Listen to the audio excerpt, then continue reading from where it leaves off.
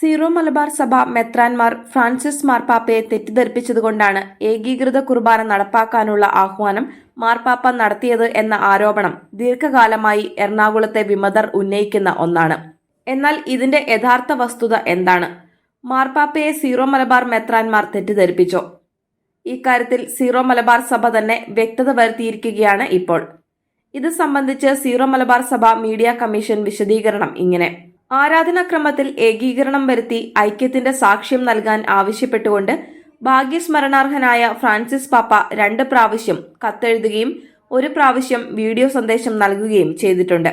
എന്നാൽ പാപ്പായുടെ ആഹ്വാനത്തെ തിരസ്കരിച്ചവർ പറഞ്ഞു പരത്തിയത് ആരൊക്കെയോ മാർപ്പാപ്പയെ തെറ്റിദ്ധരിപ്പിച്ചതുകൊണ്ടാണ് അദ്ദേഹം അങ്ങനെ ചെയ്തത് എന്നാണ്. മാർപ്പാപ്പയുടെ അനുസരണം വാഗ്ദാനം ചെയ്തവർ അനുസരണക്കേട് കാട്ടുക മാത്രമല്ല, തങ്ങളുടെ തെറ്റിനെ ന്യായീകരിക്കുക കൂടി ചെയ്യുന്നതാണ് ഇപ്പോൾ നടക്കുന്നത്. തെറ്റിദ്ധാരണയുടെ അടിസ്ഥാനത്തിൽ ആരെങ്കിലും ഐക്യത്തിന് ആഹ്വാനം ചെയ്യുമോ? സഭയിൽ ഉണ്ടാകേണ്ട ഐക്യം പരിശുദ്ധാത്മാവിന്റെ പ്രവൃത്തിയാകിയാൽ ശരിയായ ബോധ്യത്തോടെയല്ലാതെയാകുമോ പരിശുദ്ധ പിതാവ് അതിന് ആഹ്വാനം ചെയ്തത്? തെറ്റിദ്ധാരണകളിൽ നിന്ന് ഉണ്ടാകുന്നത് അനൈക്യവും വിദ്വേഷവുമാണ്. ഐക്യവും അനുരഞ്ജനവുമാകട്ടെ ശരിയായ ധാരണകളിൽ നിന്നും. മാർപ്പാപ്പ തെറ്റിദ്ധരിപ്പിക്കപ്പെട്ടു എന്ന് പറയുന്നത് തന്നെ സഭാവിരുദ്ധതയും പാപ്പാ സ്ഥാനത്തെ അപമാനിക്കലുമാണ്. മിശിഹായുടെ വികാരിയായാണ് പാപ്പാ സ്ഥാനത്തെ സഭ നിർവചിക്കുന്നത്. സഭയെ അദ്ദേഹം അഭിസംബോധന ചെയ്യുന്നത് മിശിഹായുടെ പ്രതിപുരുഷൻ എന്ന നിലയിലാണ്. അപ്പോൾ പാപ്പായുടെ ആഹ്വാനം തിരസ്കരിക്കുന്നത് മിശിഹായെ തിരസ്കരിക്കുന്നതിന് തുല്യമാണ്. മാത്രമല്ല, കാര്യങ്ങളെ വസ്തുതാപരമായി അറിയാൻ കാര്യക്ഷമമായ ഒരു ഭരണ സംവിധാനം അദ്ദേഹത്തിനുണ്ട്. കൃത്യമായ അറിവുകളിലൂടെയും പഠനത്തിന്റെയും വെളിച്ചത്തിലും പരിശുദ്ധാത്മാവിന്റെ പ്രേരണയിലുമാണ് അദ്ദേഹം പറയുന്നതും പ്രവർത്തിക്കുന്നതും. ആർക്കും തെറ്റിദ്ധരിപ്പിക്കാൻ കഴിയുന്ന വ്യക്തിയായും പരപ്രേരണയിൽ മാർപ്പാപ്പ പ്രവർത്തിക്കുമെന്നും പറഞ്ഞു പരത്തുന്നത് സഭാത്മക ജീവിതത്തിന് ഗുണകരമാണോ എന്ന് ചിന്തിക്കണം. സാർവത്രിക സഭയുടെ തലവനും പത്രോസിന്റെ പിൻഗാമിയുമായ റോമാ മാർപ്പാപ്പയുടെ വാക്കുകൾ പോലും സൗകര്യപൂർവ്വം അവഗണിക്കാം എന്ന രീതിയിൽ സാധാരണ വിശ്വാസികളെയും വൈദികരെയും തെറ്റിദ്ധരിപ്പിക്കുന്നത് എത്ര ഗൗരവമായ തെറ്റാണെന്ന് നാം തിരിച്ചറിയണം.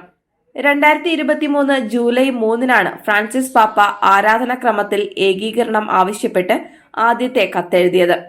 അതിന് 9 മാസത്തിനു ശേഷം 2023 ഡിസംബറിൽ തന്റെ ആദ്യത്തെ കത്ത് വായിക്കാൻ പോലും തയ്യാറാകാതിരുന്ന വൈദികർക്കും അതിരൂപതയ്ക്കുമായി വീണ്ടും സിനഡ് തീരുമാനം അനുസരിച്ച് ഏകീകൃത രീതിയിലുള്ള കുർബാന അർപ്പിക്കാൻ തയ്യാറാകാൻ ആവശ്യപ്പെട്ട് 2ാമത്തെ കത്ത് നൽകി.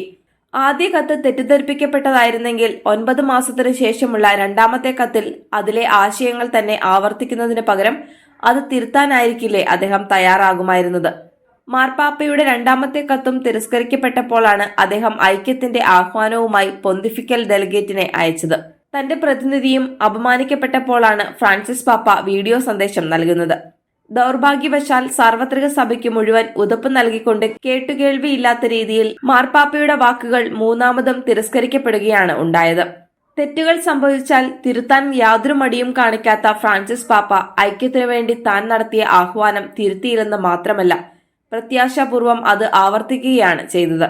എന്നിട്ടും ഇപ്പോഴും ഫ്രാൻസിസ് പാപ്പ തെറ്റിദ്ധരിപ്പിക്കപ്പെട്ടു എന്ന നുണ സമൂഹ മാധ്യമങ്ങളിലൂടെയും അച്ചടി മാധ്യമങ്ങളിലൂടെയും ആവർത്തിക്കുകയും മെത്രാൻ സിനഡിനെ കുറ്റപ്പെടുത്തുകയും ചെയ്യുന്നത് സദുദ്ദേശത്തോടെ അല്ലാന്നുള്ളത് സ്പഷ്ടമാണല്ലോ. നുണപ്രചാരണങ്ങളിൽപ്പെട്ട് സഭയോടും മെത്രാൻ സമിതിയോടും വിരോധത്തിൽ കഴിയാൻ വിശ്വാസികൾ പ്രേരിപ്പിക്കപ്പെടുന്നു എന്നതാണ് സത്യം. അസത്യം നമുക്ക് ചുറ്റും ഘോഷയാത്ര നടത്തുമ്പോൾ അനേകായിരങ്ങൾ തിരുസഭയിൽ നിന്നും സഭാ നേതൃത്വത്തിൽ നിന്നും തെറ്റിദ്ധരിപ്പിക്കപ്പെട്ട് അകന്നു നിൽക്കുമ്പോൾ സത്യങ്ങൾ പറയാതിരുന്നാൽ അത് പാപമാകുമെന്ന് വിശ്വസിക്കുന്നു. അസത്യത്തിന്റെ മോഹവലയത്തിലായിരിക്കുന്നവർ സത്യം അറിയാനും സ്വതന്ത്രരാകാനും ഇടവന്നിരുന്നെങ്കിൽ ദൈവത്താൽ നിയുക്തരായ സഭാധികാരികളെ ധിക്കരിക്കുന്നതും അനുസരണക്കേടിലും ഭിന്നതയിലും കഴിയുന്നതും ദൈവാത്മാവിനോടുള്ള മറുതലിപ്പാണെന്ന് വിശ്വാസികൾ തിരിച്ചറിയണമെന്ന് സീറോ മലബാർ മീഡിയ കമ്മീഷൻ ഓർമ്മിപ്പിക്കുന്നു.